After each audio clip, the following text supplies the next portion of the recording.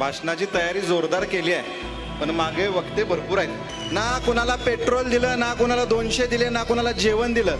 फक्त क्षीरसागर साहेबांवर आणि शिवसेनेवर प्रेम करणारे कार्यकर्ते या ठिकाणी उपस्थित आहेत. त्यामुळे मी सर्वांना हात जोडून नमस्कार करतो. मी त्यांना विचारलं की रेडी अजून आपल्या डोळ्यातले अश्रू देखील सुकलेले नाहीत, पण तुम्ही असा कसा धाडस घेताय, तुम्ही कसा असा निर्णय घेताय. पण त्यांनी तो त्या दिवशी का निर्णय घेतला असेल याचं प्रतीक आज हे माझ्या समोर दिसत आहे. आमचा ढाण्या वाघ कधी खचला नाही, लढत राहिला. लढत आज महायुतीचा उमेदवार म्हणून, शिवसेनेचा उमेदवार म्हणून पुन्हा एकदा अंधारात असणाऱ्या रंकाळ्याला उजेड देण्याचं काम क्षीरसागर साहेबांनी केलेलं आहे. आज तिथं बघितलं तर जत्रा फुलल्यासारखी गर्दी असते आणि जे कोणी तिथे जातंय ते तिथून ठरवूनच बाहेर पडतंय. माझं मत रंकाळ्याच्या विकासाला, माझं मत राजेश क्षीरसागरांना. मी तुम्हाला खास करून सांगू इच्छितो की त्या काश्मीरच्या सीमेवरचा असणारा एकमेव छत्रपती शिवरायांचा पुतळा आहे, जो राजेश क्षीरसागर साहेबांच्या हस्ते तिथं स्थापित झालेला आहे. की 24 नोव्हेंबर रोजी माझ्या वडिलांचा वाढदिवस आहे आणि ते बर्थडे गिफ्ट आपण सर्वांनी त्यांना द्यावं, एवढीच विनंती या ठिकाणी करतो. स्पेशियस, लक्झुरियस, सगळं मिळेल अगदी मनासारखं. बटू बिल्डर्स यांचा नवीन गृहप्रकल्प गृहलक्ष्मी रचना. भाषणाची तयारी जोरदार केली आहे, पण मागे वक्ते भरपूर आहेत, त्यामुळे मी काय फार बोलणार नाही. महायुतीचे अधिकृत उमेदवार, शिवसेनेचे धनुष्यबाण या अधिकृत चिन्हावर लढणारे उमेदवार माननीय राजेश क्षीरसागर साहेब यांच्या प्रचाराच्या निमित्तानं आज या ठिकाणी युवा मेळावा पार पडतोय. आणि याच युवा मेळाव्यासाठी उपस्थित आमचे शिवसेनेचे जिल्हा प्रमुख मान्य सुजितभाऊ चव्हाण साहेब उपस्थित, मंचाकडूनच मागणी आल्यामुळे मंचावर उपस्थित सर्वच प्रमुख मान्यवर आणि माझ्यासमोर उपस्थित शिवसेनेवर प्रेम करणारे सर्व कार्यकर्ते, BJPवर प्रेम करणारे सर्व कार्यकर्ते, राष्ट्रवादीवर प्रेम करणारे सर्व कार्यकर्ते, राजेश क्षीरसागर साहेबांवर प्रेम करणारे सर्व कार्यकर्ते, सर्व युवक. आणि खास करून हे मी म्हणण्याचं कारण हेच आहे की एक 2-4 दिवसापूर्वी माझ्यामध्ये आदिलभाई या ठिकाणी सभा झाली. काय करायला लागलं. 300 दिले, 500 दिले आणि बरंच काय चॉकलेट दिली, काय बरंच द्यायला लागलं. पण ही स्वयंस्फूर्तीनं आलेली ही सर्व युवक कार्यकर्ते आहेत. ना कुणाला पेट्रोल दिलं, ना कुणाला 200 दिले, ना कुणाला जेवण दिलं. फक्त क्षीरसागर साहेबांवर आणि शिवसेनेवर प्रेम करणारे कार्यकर्ते या ठिकाणी उपस्थित आहेत. त्यामुळे मी सर्वांना हात जोडून नमस्कार करतो. 24 ऑक्टोबर 2019 या दिवशी राजेश क्षीरसागर साहेबांचा पराभव झाला आणि मग पराभव झाल्यानंतर क्षीरसागर साहेबांनी कार्यकर्त्यांना धीर देण्याचा प्रयत्न केला.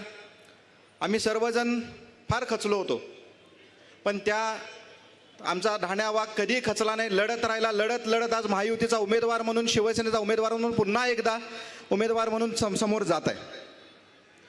24 तारखेच्या प्रभावानंतर 26 तारखेला क्षीरसागर साहेबांना नागाळा पार्क येथील राजहंस प्रिंटिंग प्रेसमधून फोन आला आणि सांगितलं की साहेब, आम्ही सर्व नागरिक या ठिकाणी जमलो आहे. आपण एक आंदोलनातून तयार झालेलं नेतृत्व आहे आणि आपण ह्या ठिकाणी यावं लागेल. आम्ही सर्वजण एकत्र चहा पित होतो. साहेब म्हटले मी येतोय तिथं. क्षीरसागर साहेबांनी मला सांगितलं, माझ्या आईला सांगितलं की असं या ठिकाणी आंदोलन चालू आहे आणि मला तिथं जावं लागेल. मी त्यांना विचारलं की, मी त्यांना प्रेमानं डॅडी म्हणतोय. मी त्यांना विचारलं की डॅडी, अजून आपल्या डोळ्यातले अश्रू देखील सुकलेले नाहीत, पण तुम्ही असा कसा धाडस घेताय, तुम्ही कसा असा निर्णय घेताय. पण त्यांनी तो त्या दिवशी का निर्णय घेतला असेल याचं प्रतीक आज हे माझ्या समोर दिसत आहे. आमचं कुटुंब, आमचं क्षीरसागर कुटुंब हे संघर्षातून तयार झालेलं कुटुंब आहे. गेले महाविकास आघाडीच्या सरकारमध्ये 2.5 वर्ष कोल्हापूर शहरांवर जे संकट आली, त्या संकटांवर मात करत मग ते महापुराचं संकट असेल, कोविडचं संकट असेल. महापुरामध्ये माझे वडील बोटमधनं ठिकठिकाणी लोकांना इव्हॅक्युएट करण्यापासून ते लोकांना स्थलांतरित करण्यापर्यंत, लोकांना ज्या वस्तू गरजेच्या होत्या ते देण्यापर्यंत. त्याचबरोबर कोविडमध्ये 75,000 घरांना भाजी वाटण्याचं काम आमच्या शिवसेना परिवाराच्या वतीनं करण्यात आलं. पण त्यानंतर तेच दिवस राहत नसतात. दिवस बदलले. मुख्यमंत्रीपदी एकनाथजी शिंदे साहेब विराजमान झाले आणि क्षीरसागर साहेबांना ताकद मिळायला चालू झाली. खऱ्या अर्थानं मी तुम्हाला सांगू इच्छितो, ही गोष्ट फार आपल्या लोकांना माहीत देखील नसेल, पण कोल्हापुरातील हे एकमेव नेतृत्व आहे आम्ही पुणेकर म्हणून एक पुण्याची संस्था आहे. या संस्थेनं एक चंग बांधला होता काश्मीरमध्ये कुपवाडा.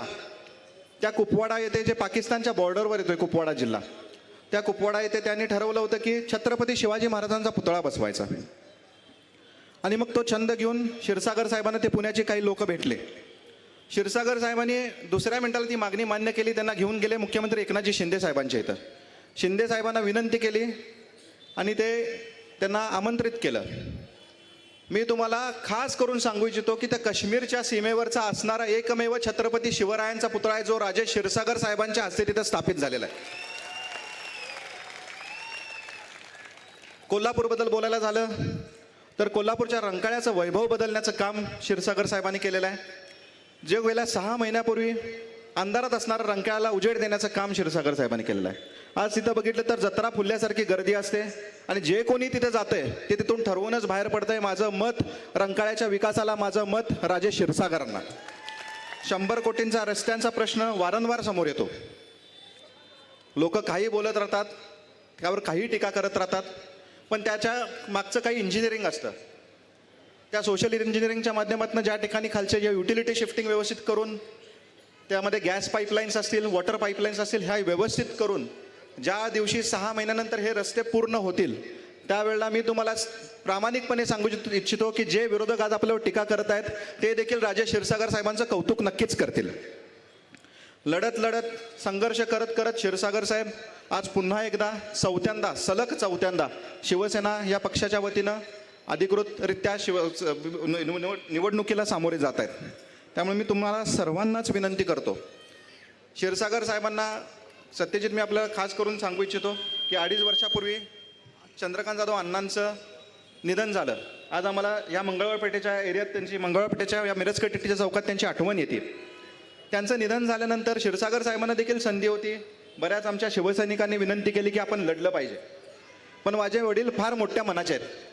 त्यांनी सांगितलं की लोकांनी चंद्रकांत जाधव साहेबांना 5 वर्षासाठी निवडून दिले आणि त्यासाठी त्यांनी निवडणुकीतून माघार घेतली. त्याच्यापेक्षा पुढं जाऊन त्यांनी चंद्रकांत माननीय जयश्री वहिनींच्या पाठीशी आपली संपूर्ण ताकद लावली आणि कोल्हापूर शहराला पहिला महिला आमदार करून दाखवण्याचं एक मोठं धाडस क्षीरसागर साहेबांनी केलं.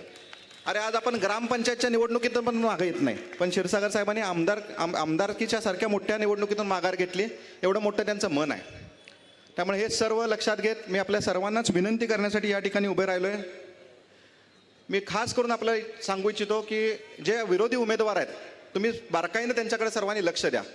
फार असं एकदम नाजूक आणि सर्वसामान्य असण्याचा त्या एक म्हणजे ते स्वतःला एकदम सर्वसामान्य असल्याचं ते भाषण करतात. भाषणाच्या माध्यमातून ते एक सांगण्याचा प्रयत्न करतात. पण मी तुम्हाला सांगू इच्छितो की त्यांनी 3 ठिकाणून निवडणूक लढवली. त्यांना आदिलभाई माझ्या मते सदर बाजार विचारमेळामध्ये त्यांना विजय मिळाला, पण ताराबाई पार्क सारख्या ठिकाणी त्यांनी निवडणूक लढवली. फक्त विचारेमाळ. आमचे मारुती माने साहेब देखील या ठिकाणी उपस्थित आहेत. तो वाघच तिथे त्यांना चटपट करणार आहे.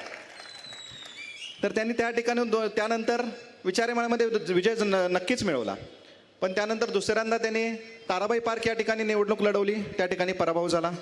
तिसऱ्यांदा माझ्या मते शिवाजी पार्कमधून निवडणूक लढवली, त्या ठिकाणी त्यांचा पराभव झाला. म्हणजे याचा अर्थ असा होतो की सुशिक्षित सर्वसामान्य नागरिकांनी नाकारलेला हा उमेदवार आहे. त्यामुळे कोल्हापूरकरांनी देखील या उमेदवाराचा कधी विचार केलेलाच नाही आणि कधी भविष्यात करणार नाहीत याची मला ठामपणे खात्री आहे. संघर्षाच्या या परिस्थितीत आपण सर्वजण क्षीरसागर साहेबांच्या पाठीशी उभे राहिलात आणि क्षीरसागर साहेब देखील चांगल्या पद्धतीने आपल्या कोल्हापूर शहरासाठी लढत आहेत. मी आपल्या सर्वांनाच विनंती करतो की येत्या 20 तारखेला त्यांचं चिन्ह आहे धनुष्यबाण आणि बटन आहे 2 नंबरचं आणि बॅलेट पेपरवरचं फक्त अधिकृत एकमेव असणारं ते चिन्ह आहे. अधिकृत चिन्ह आहे धनुष्यबाण. या धनुष्यबाणावरील बटन दाबून त्यांना प्रचंड मताने विजयी करावं आणि तो विजय आमच्यासाठी पण ऐतिहासिक असेल. कारण मी आजच आपल्याला सांगू इच्छितो की 24 नोव्हेंबर रोजी माझ्या वडिलांचा वाढदिवस आहे आणि ते बर्थडे गिफ्ट आपण सर्वांनी त्यांना द्यावं एवढीच विनंती या ठिकाणी करतो आणि माझे 2 शब्द संपवतो. जय हिंद, जय महाराष्ट्र, वंदे मातरम. अशाच नवनवीन अपडेट पाहण्यासाठी आमच्या KK न्यूज चॅनेलला सबस्क्राईब करा.